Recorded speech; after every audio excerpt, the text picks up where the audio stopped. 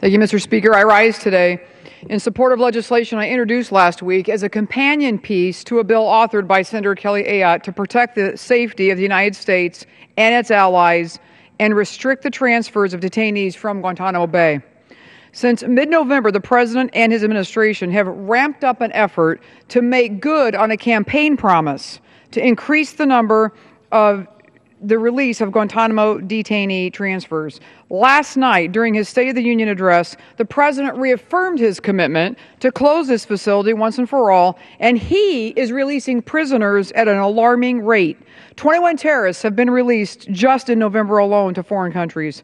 This comes at the expense of our own national security. H.R. 401, the Detaining Terrorists to Protect America Act of 2015, would suspend the transfer of high and medium risk detainees and prohibit any detainee transfers to Yemen, as well as increase transparency regarding the remaining Guantanamo detainees. Detainees at Gitmo pose a real threat to our national security.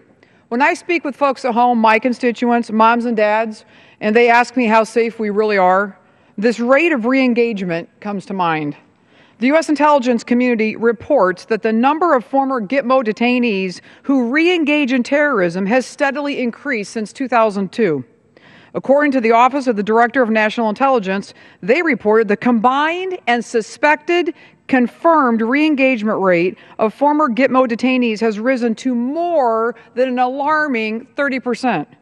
Before we proceed with any more additional transfers, we must ensure the transfer process is further examined and improved. In order to protect our fellow Americans, we must stop releasing some of the world's most dangerous terrorists, especially given the fact that they are already re-engaging in hostilities against the United States and our allies. This measure would repeal current law that has allowed the administration to transfer prisoners to foreign countries and reduce the population at Gitmo down to 127.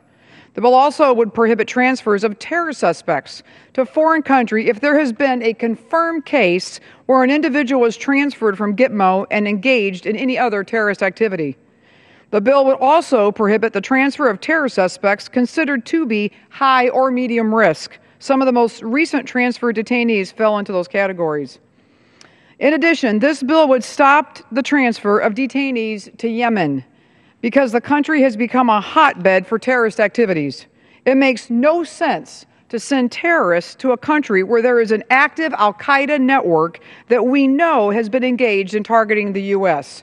Most importantly, Yemen's branch of al-Qaeda, commonly known as AQAP, was founded by former Gitmo detainees.